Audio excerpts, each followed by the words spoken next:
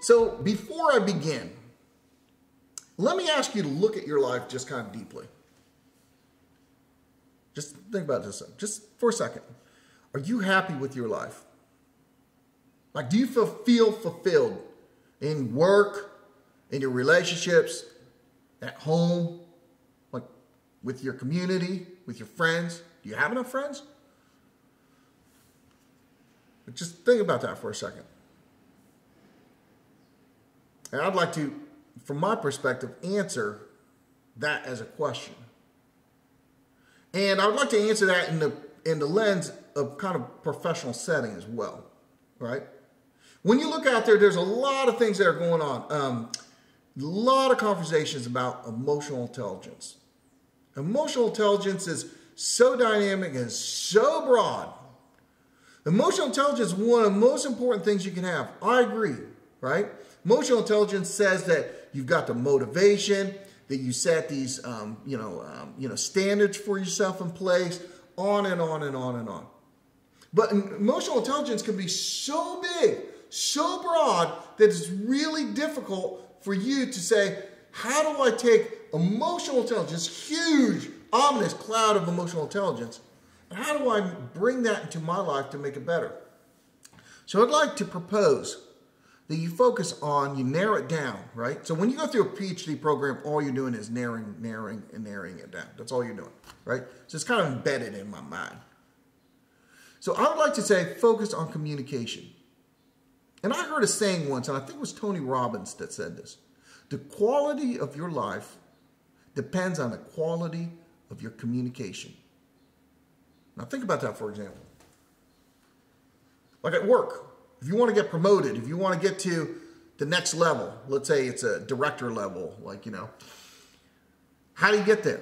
Communication, folks. Communication, communicate. If you want to get to the next level, let's say the VP in a corporation, how do you get there? It's communication. You got to be able to have amazing communication. Now, the problem is that a lot of people think that they communicate very, very well. I bet you, some tells me that about 90% of people think that they communicate fairly well, but they don't. And the proof's in the pudding. The people don't really want to work with them, that they've got agitated or stressed out relationships. They've got, they've got ideas at work they're trying to push, and it feels like they're always pushing against the tide. Everything's this struggle. Every single thing. People don't understand what you're saying, on and on and on. You're not communicating well, folks. So if you want to focus on the quality of your life, focus on the quality of your communication. So if you look at emotional intelligence, I'm saying the most important factor on that is your ability to communicate and communicate effectively. Now the problem is that there's so many different kinds of people. So if you're communicating, if I'm communicating, I'm opening up my mouth and I'm trying to get an idea across, then it's my responsibility. The onus is on me to be able to inject that idea in whoever I'm speaking to. And so I've got to change my delivery in order to make sure that seed is planted. Hopefully that makes sense. Let's say, for example, there's so many different buckets of people, and I can go on and on and on.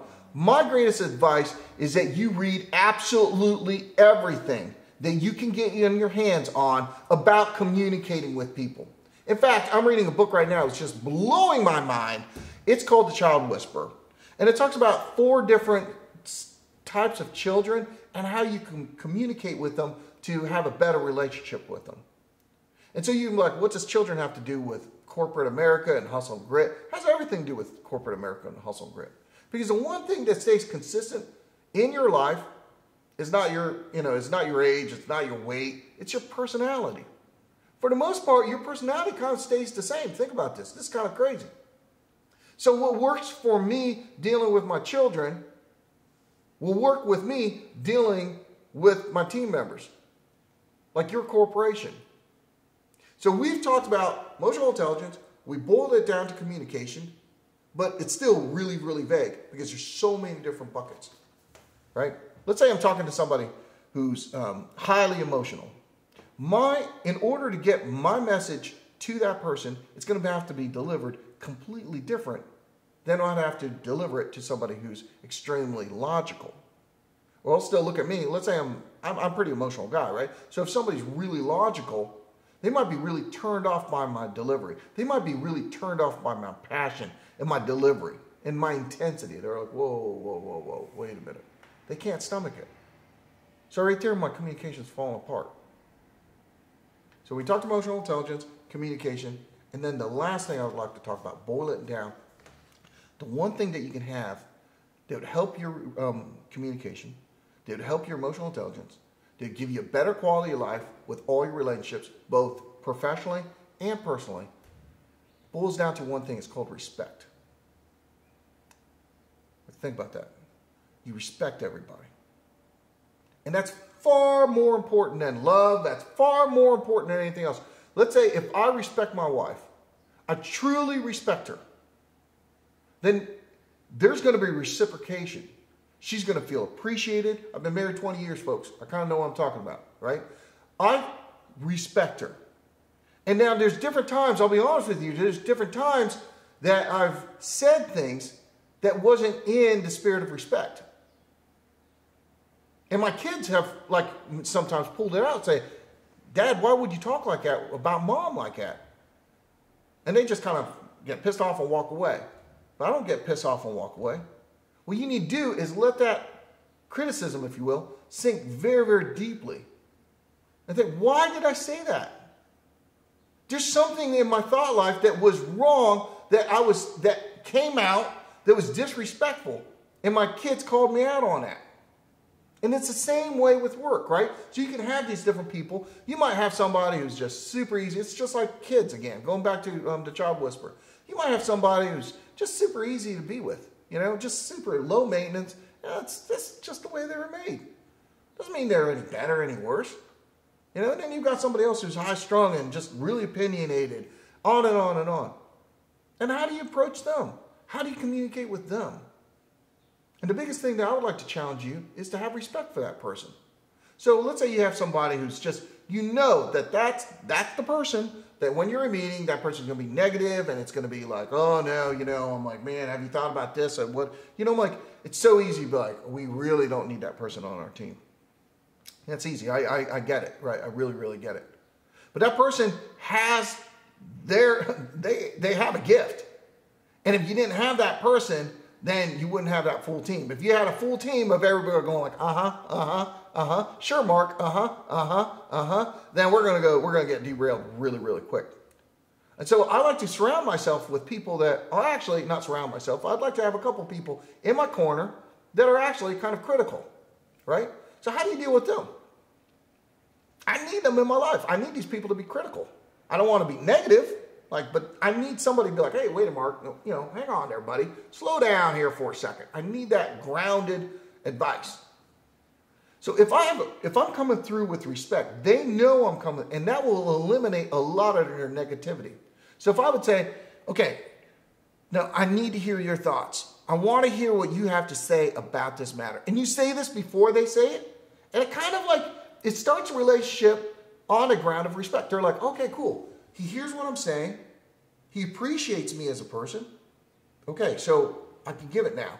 And it's completely different than when you're just, it just keeps going off track, and that person kind of explodes, going like, well, you never did anything right. You did blah, blah, blah, blah, blah, blah, blah, blah, blah, blah, blah, blah, blah, blah. So I can sit there and be like, well, that person's communication sucks. I know that. But what about me? Especially as leader, how do I steer that? It comes down to respect, folks. Do you have respect for the people you're working with? If you don't have respect for the people you work with, get it. And if you don't have, and you can't get it, then just get out of it. Period. So if you're in a relationship and that person's not respecting you and you're not respecting that person, get the hell out. Or sit there and figure out how you can respect that person.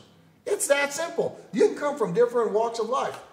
Like we've got the studio and we're all creative, so you've got somebody who's Republican, you've got somebody who's Democrat, you've got somebody who's Christian, you've got somebody who's Buddhist, you got all kinds of walks of life.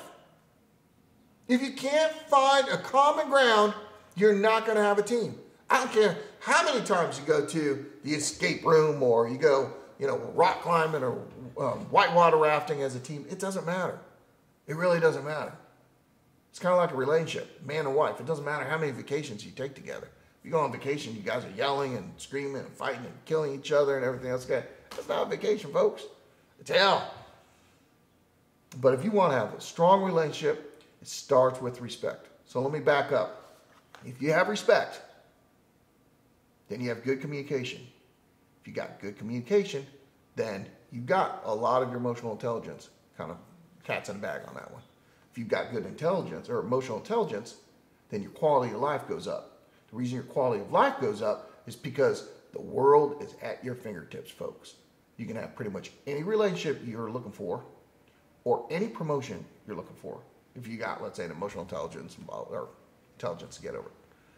So focus on respect, and hopefully your life is amazing. If you have any questions, concerns, or any opinions, my goodness, you know where to put them. Thank you.